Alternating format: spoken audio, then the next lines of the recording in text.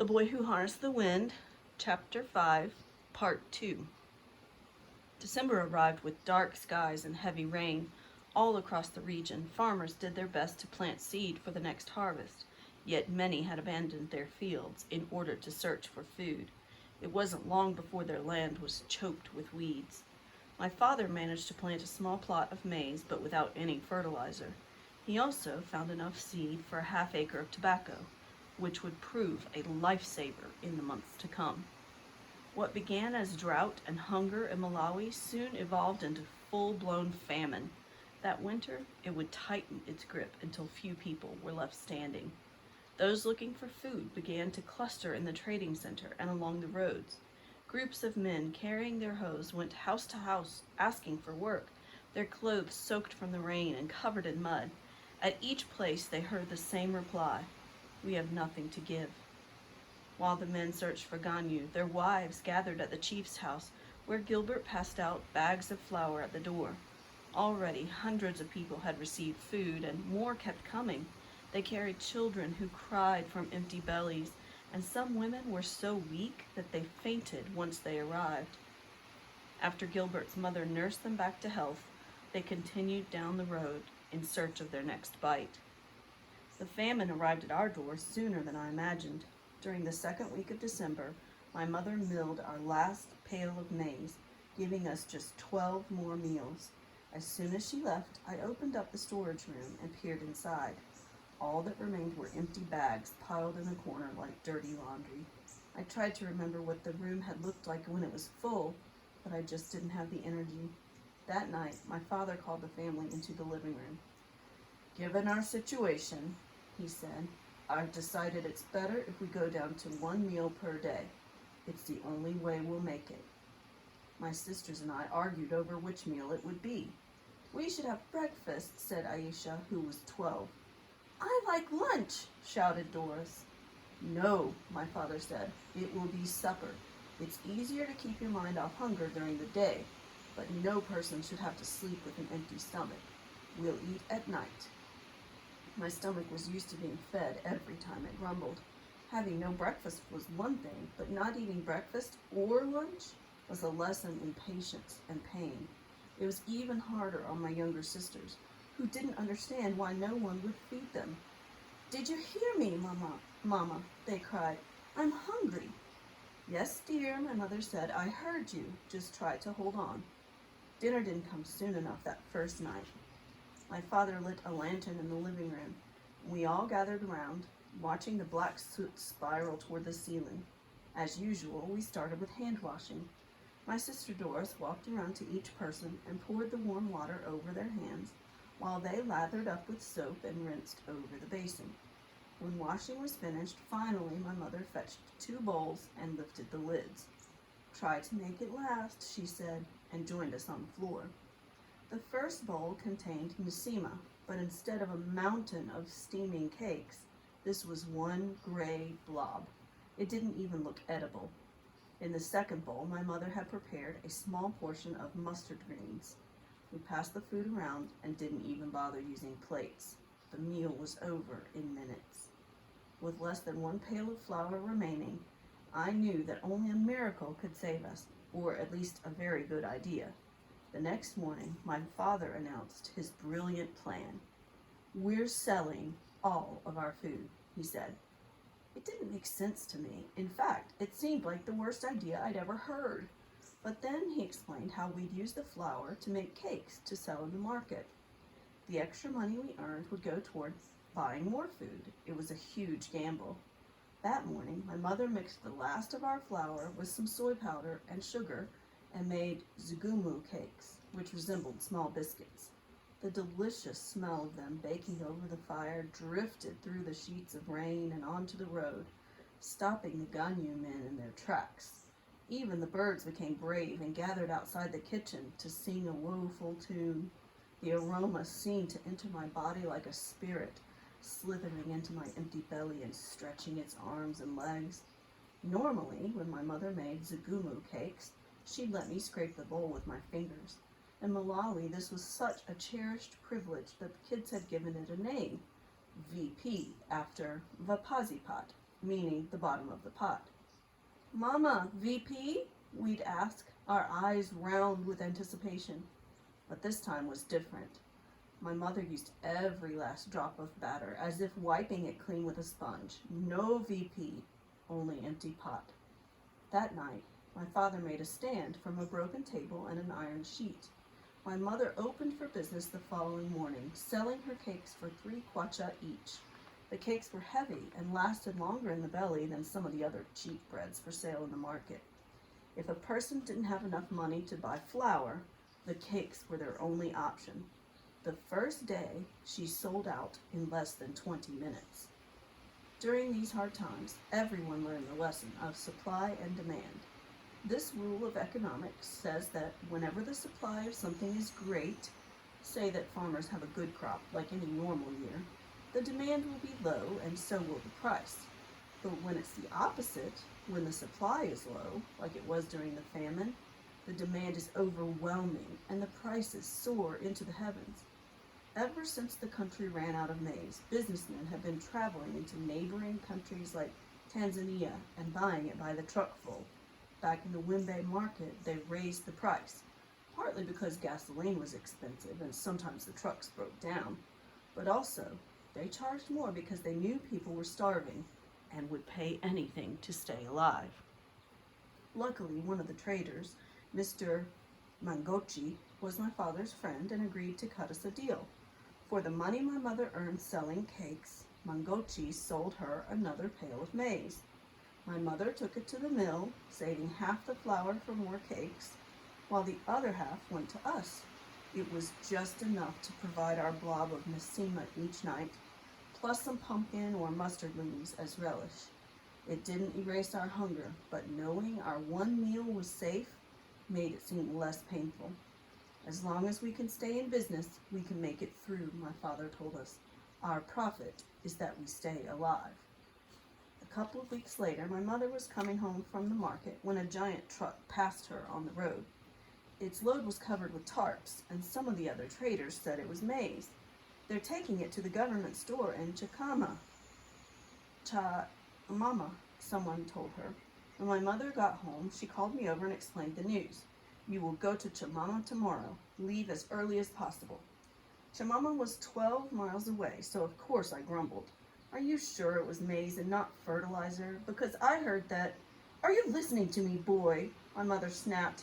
She did not like her children talking back, especially not now. You go tomorrow. My mother was right. It was great news. It meant that the government had found surplus maize, perhaps from Tanzania, and would sell it for a discount. With prices climbing higher and higher in the market, it was the only way we could get ahead. The next morning, I woke at 5 a.m. and set off on my bicycle for Chamama. An empty flour sack fluttered from my handlebars, and as I rattled down the narrow dirt roads, I noticed many others carrying the same. Chamama? I asked them. Eh, they replied, nodding. The government store was located in the central market. When I finally arrived, I saw the lines of people stretched from the door all the way down the road, longer than 2 soccer fields. One line was for men, while the other was for women and children. Each was getting longer by the minute, so I parked my bike against a fence and took my place among the men. A cool breeze blew from the lake and kept people in good spirits, but once the scorching sun rose in the sky, the hunger revealed itself in everyone. People suddenly appeared exhausted, as if they hadn't slept in days. The skin around their faces was shrunken, and their eyes squinted against the hard light. It had probably been weeks since many had had a proper meal, and the government store was their last and only hope of survival. As the sun rose hotter, they grew more and more feeble. The man in front of me could hardly stay awake. His hands were trembling as if he were cold, and his breathing was heavy and loud. When the line started to move, he couldn't keep his balance and fell down. To my horror, no one helped him up, just simply stepped over him. In the next line, babies cried from hunger, and children tugged at their mothers' dresses. If there's one thing I'll remember most about that day in Chamama, it's the sound of crying babies. After several hours in line, people got restless and angry. Angry at the sun and at the people pressed all around whose starvation reeked of soured rags. Angry at the government, at the dust, at the very air that occupied the emptiness of their stomachs. As we inched closer and closer to the door, their impatience took control. People began to push. Someone shoved me so hard in the back that I grabbed hold of the man in front of me to keep from falling down. A few boys from the end of the line then raced toward the front, squirming into the crowd like mice under a door. "Hey, stop cutting!" people shouted. "We've been here since dawn." But they kept coming. Everyone knew that at some point the grain would run out, and no one wanted to be the loser left holding an empty sack. The more people cut in line, the more the others panicked. Suddenly, both lines surged toward the front doors at once. The wave of bodies lifted me off the ground and carried me forward. I felt the air being squeezed out of my lungs and saw the sky disappear above me. I was being swallowed by this enormous, terrifying mob, and I was helpless against it. "Hey, stop!" I shouted. "I can't breathe." But it was no use. As the mob trapped me in its belly, a strange thing happened. Everything went dark. The screams and moaning of children fell away. The shouting vanished. I drifted in slow motion, as if underwater. For a second, I thought maybe I was already dead, and a small part of me even felt relieved. But no, through the cracks in the crowd, I saw the government building, now closer than ever. The crowd had carried me forward like a cyclone. I managed to plant my feet back on the ground and slither between the bodies. It helped being skinny. A minute later, I reached the front of the pack and stood on the porch of the building. Then I slipped through the doors. Inside, the office was cool and quiet, and in front of me was a hill of maize as high as my waist. It was more food than I'd seen in months. And I'd made it just in time. Outside, the mob had exploded into one giant fist fight. Through the door, I watched a woman fall to the ground and vanish in the dust cloud. 2 more women carrying babies on their backs jumped out of the ruckus to avoid being crushed, losing their place in line. They brushed off their clothes and walked away with nothing, and I wondered if they'd make it through another month. "Hey!" a man shouted. "Next?" He was shouting at me. I said, "Next?" I hurried forward and placed my order. I had 400 kwacha in my pocket, enough to buy the 25 kilograms as advertised on the sign outside. But when I told him what I wanted, he informed me there'd been a change. I could only purchase 20, but the price remained the same. "So, how much do you want?" he said, not even looking up from his ledger. 20. He gave me a ticket and pointed down the line where several workers used metal pails to scoop the maize. They looked muscular and healthy, nothing like the people outside. The man who measured my maize then cheated me. He threw the bucket onto the scale so quickly that I couldn't see the weight, then emptied it into my bag. "Next!" he screamed. "But wait," I said, "you didn't even..." He wheeled around. "If you don't like it, you can leave it here. There are plenty of people behind you." "Next!" With little choice, I handed him my money, grabbed my sack, and ran for the door. Despite being robbed, I felt a rush of excitement to be holding so much food, though it quickly turned to fear once I stepped back out into the mob. A man ran toward me, shouting, "I'll give you 500 for that!" Another pushed him aside. "No, boy, I'll give you 600. I pretended not to hear.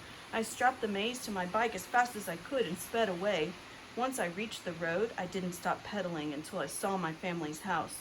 As I rolled into the courtyard, my mother and sisters greeted me like a hero. I was exhausted, and my clothes were torn and dirty from the crowd. When I tossed the maize onto my father's scale, it confirmed that I'd been shorted. 15 kilos, I said, only half a bag.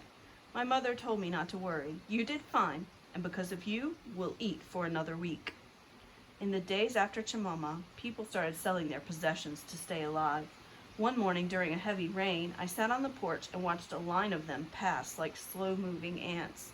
Women carried giant pots on their heads containing the items from their kitchen, cups, spoons, knives, everyday utensils of a normal life unhinged. Men lugged chairs and sofas on their backs.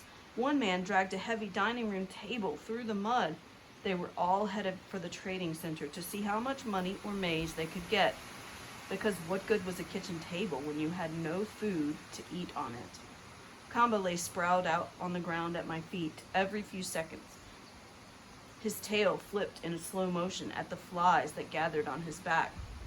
He was getting thinner and more weak, and I knew it was all my fault. My mother's one meal per day didn't include our dog. The only way Kamba ate was if I shared my portion, and most days I was so hungry that I ate it all without thinking. Lately, in the middle of the night, his groans of hunger had roused me from my sleep, and I'd stayed awake burning with guilt. It was difficult to even face him now. So once the rain let up that morning, I left him on the porch and followed the people to the trading center. He didn't try to follow. The hunger had transformed the town. Most of the shops, like Mr. Banda's, were now shuttered, and the market women had abandoned their stalls. The merchants now joined the multitude of starving people looking for food and selling their lives away. "Nadiri, Nadina, Malanda," a man called out. "I've got something to sell. How about this radio? It's yours for a giveaway price." One man sold the iron sheets from his roof for a cup of flour. A nice straw roof could fetch half a cup. "What good is a roof when you're dead?" he asked. A few of the businessmen, like Mr. Mangochi, bought their neighbor's furniture and later gave it back. But the truth was that most people had no money to buy anything. They simply shook their heads and walked away. Inside the maize mill, a crowd of desperate children gathered around the machine. When the rare woman came to grind a pail of maize, they watched the flour cloud rise from the bucket with dancing eyes. As soon as the customer removed the pail from the spout, the children threw themselves onto the floor and wiped it clean. By mid-December, there was hardly any grain to mill anymore, and the building fell to silence. Then Christmas arrived. Normally, it was my favorite holiday. In better times, we put on our nicest clothes on Christmas Eve and watched the nativity play at church. Later that night, my sisters and I would catch swarms of the flying ants that arrived each rainy season, then roast them in a flat pan with salt and eat them with Nasima. Whereas grasshoppers have a kind of nutty flavor, roasted ants taste like chewy dried onions, except more delicious. When eaten along with beans and pumpkin leaves, they are truly heavenly. Christmas morning breakfast was typically fresh sliced bread slathered with Blue Band margarine and a mug of steaming chombe tea. A Blue Band sandwich washed down with milky, sugary tea is the greatest combination you can put inside your mouth. Like anyone, Malawians love meat on Christmas. Early in the afternoon, my father usually kills one of our biggest chickens and gives it to my mother to cook. But Christmas chicken is not served with Nasima. As I mentioned before, it comes with rice. Ask any Malawian about Christmas dinner and they'll always mention rice. But on Christmas 2001, we had none of this stuff. First of all, our chickens had died from disease a few weeks earlier because we couldn't afford the medicine. All that remained was one lonely hen who became a kind of morose symbol of all that we'd lost. No one dared to touch her. All the churches canceled their Christmas Eve nativity ceremonies because of the hunger, and that night, my sisters and I felt so weak anyway that we didn't bother catching ants. When Christmas morning rolled around, there was no sliced bread or Blue Band, no tea, and I knew there wouldn't be any chicken and rice either. I felt so sad that I sat on the edge of my bed and didn't move. I heard the sounds of the radio coming through my door. The DJ was playing Silent Night, and it only made me angry. How dare they play that song, I thought. I grabbed my hoe and headed straight for the fields. Anything to keep my mind off Christmas. Around noon, my mother did manage to serve us a holiday lunch, but it was just the usual blob of Nasima. She'd probably worked very hard to save enough flour for that extra meal, but it was impossible to eat with a happy heart. Afterward, I went to see Jeffrey, which made me feel even worse. I found him sitting on his bed looking thin and tired. Ever since his mother had run out of food the previous month, Jeffrey had been one of the people on the road searching for Ganyu. He found work making ridges and pulling weeds, but it didn't provide enough food for his whole family, and often they went entire days without eating. Worse, he'd been neglecting his maize crop. "Hey, man," I said, "I haven't seen you in days. Your field is full of weeds. They're taking over." "Too busy with Ganyu," he said. "At first I went looking for enough food for the month, then the week. Now it's all about tomorrow and today." I hadn't seen Gilbert in a while, so I walked over to his house. About 50 people were camped out in his yard when I arrived, and the smoke from their fires covered the place in a dismal haze. Gilbert was standing in the doorway. "Merry Christmas, eh?" I said, being sarcastic. "Not here," he answered. "Well, surely Chief Wimbe has prepared some delicious chicken and rice." Gilbert shook his head in disappointment. "These people have taken almost everything from us. It's only beans and Nasima today." My nose caught something terrible in the breeze. It made my lips curl. "What is that?" I asked. "Oh," he said, pointing toward the campers. "They're not even bothering with the latrine anymore. Now they're just defecating on our grass. Be careful where you walk." Yeah, for sure. With Jeffrey busy with Ganyu and Gilbert busy with hungry people, I decided to see if my cousin Charity was around. Charity was a few years older. His parents lived in another village, while he worked in the fields around Wimbe. He lived by himself in a kind of cool clubhouse where teenage boys gathered to discuss soccer, girls, and whatever else. I never really knew, since most of the time they kicked me out. Whenever one of them said, "William, I think I hear your mother calling," I knew it was my signal to leave. This time, though, Charity seemed happy to see me. No one wants to be alone on the holidays. He invited me inside where a small fire was burning in a cooking pot. "It's Christmas and I'm starving," he said. "I haven't eaten a thing." "Yeah," I said, "I'm hungry too." The two of us began thinking of ways to get food. The mangoes were all eaten and gone, and the businessmen in the trading center wouldn't dare give us any flour. "What about James?" I said. Our friend James ran a kind of cayenne stand, but instead of selling fried goat meat, he boiled the brains and hooves, something called head cheese. Trust me, it's more delicious than it sounds. In fact, my mouth watered just thinking about it. "Perhaps James will be generous on Christmas and let us have some," I said, feeling confident. Charity waved me off. "Don't be stupid." Then his eyes brightened and he said, "But he does throw away the skins." "Can you eat that?" I asked, twisting my face. I'm thinking, why not? What's the difference? It's all meat, right? "Yeah, I guess you're right." The hunger had screwed up our brains. On the way to see James, we passed other cayenne stands. A group of wealthy businessmen stood around eating meat and fried potatoes. They laughed and joked as they devoured the greasy bits, not even stopping to swallow before stuffing their faces again. Nor did they seem to notice the crowd of villagers that had gathered round just to watch them eat. To these men, the hunger was invisible. James's stand was just down the road. He was there, as usual, hunching over his boiling pot. As we got closer, I could see a goat head bobbling inside the roiling water, along with some leg pieces. My stomach howled, and I had to turn away. "Hey, James," Charity said, "William and I are making a Christmas drum for the children in the village. We're wondering if you could spare one of your skins." "That's a good idea," said James. He turned and nodded toward a black mound in the dirt, swarming with flies. "Take that one there. I was going to throw it out anyway." Charity grabbed the hide and stuffed it into a jumbo bag, then handed it to me. It was still warm. "Zikomo kwa mabiri," Charity said. "Thanks a lot. The kids will appreciate you." Sure.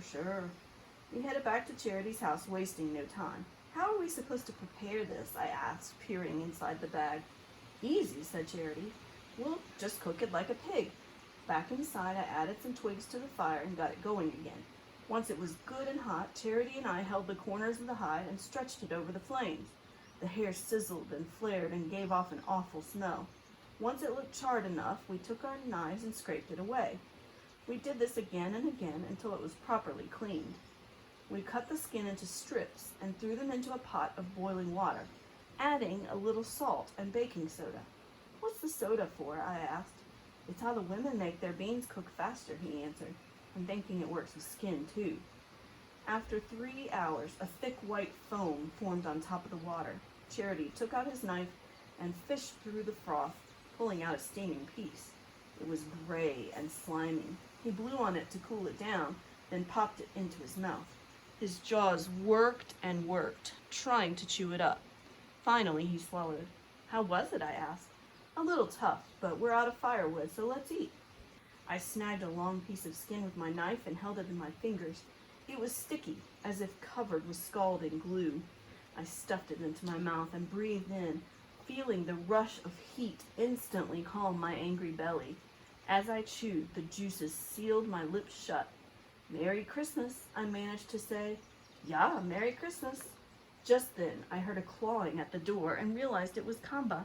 He must have smelled the Christmas meat all the way from home and come running. His bony frame was bent and tired, but his tail was wagging. I was glad to see him. Give some to that dog, Charity called out. It's dog food we're eating anyway. I bent down and rubbed Kamba's head. Let's get you something to eat, chap. I'm sure you're starving. I tossed Kamba a long piece of skin, and to my surprise, he leaped up and snatched it from the air, just like old times. I went to the pot and pulled out 2 more giant handfuls. After he'd finished his meal, the life seemed to return to his body. I lost count of how many pieces I ate myself, but after about half an hour of chewing, Charity and I gave up because our jaws were too tired. As the sun went down that afternoon, the 3 of us sat around the cold fire, content with the warm feeling of meat in our stomachs, because that's what Christmas was all about anyway.